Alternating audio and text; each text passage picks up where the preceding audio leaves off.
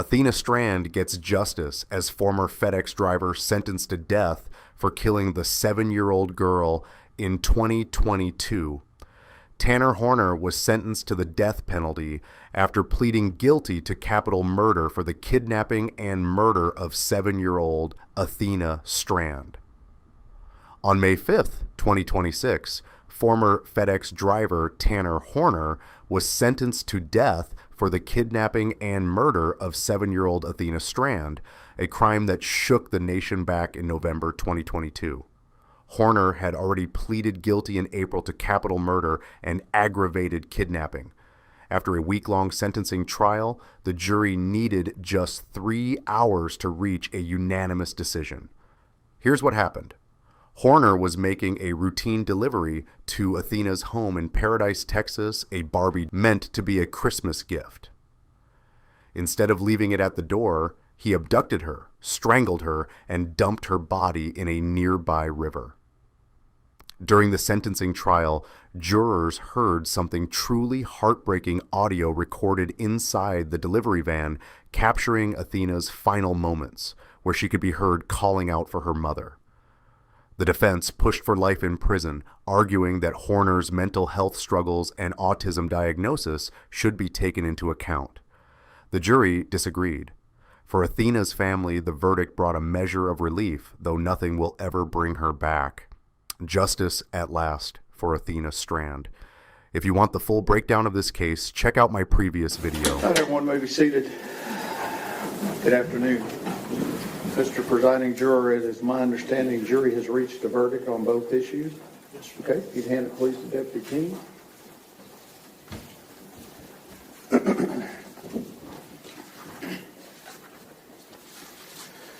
Answers to special issues. Special issue number 1, whether there is a probability that the defendant would commit criminal acts of violence that would constitute a continuing threat to society. Answer, we, the jury, unanimously find beyond a reasonable doubt that the answer to special issue number 1 is yes, signed by the presiding juror. Special issue number 2, whether taking into consideration all the evidence, including the circumstances of the offense, the defendant's character and background, and the personal moral culpability of the defendant, there is a sufficient mitigating circumstance or circumstances to warrant that a sentence of life imprisonment without parole rather than a death sentence be imposed. Answer, we, the jury, unanimously find that the answer to special issue number 2 is no, signed by the presiding juror. Does either side desire a poll? No, Your Honor. No, Your Honor. Ms. Anderson, Mr. Goebel, is there any legal reason why sentence should not be pronounced? No, Your Honor. Mr. Horner, if you'd stand, please. It's the order of the court that you, Tanner Lynn Horner, has been adjudged to be guilty of the offense of capital murder as found by the jury. Jury having answered the special issues, making it mandatory that your punishment be death, it is therefore the order of this court that your punishment be death. Before the hour of sunrise on a date to be determined by this court, upon a mandate of affirmance issued by the Texas Court of Criminal Appeals at the State Penitentiary in Huntsville, Texas, you will be caused to die in accordance with the rules and regulations established by the Texas Department of Criminal Justice until you, said Tanner Horner, are dead.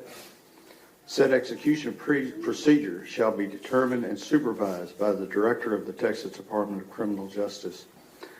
The clerk of this court shall issue a death warrant in accordance with this sentence directed to the Director of the Texas Department of Criminal Justice for that purpose.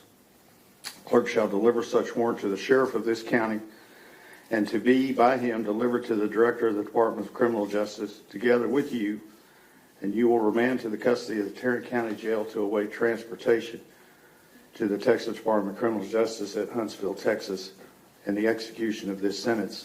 I will sign this death sentence as required by law. Your appeal of the finding of this guilt by the jury and their determination of the answers to the question in this sentence are automatically appealed to the Texas Court of Criminal Appeals in Austin, Texas. You will be appointed a lawyer to represent you on direct appeal, and your lawyer will receive a copy of the record of this charge, of this case at no charge. You have the right to have a second lawyer to represent you on writs of habeas corpus. It's a separate matter from your direct appeal. Do you wish to have counsel appointed for your writ purposes? Yes, sir. Okay, then I will appoint you writ lawyers for that.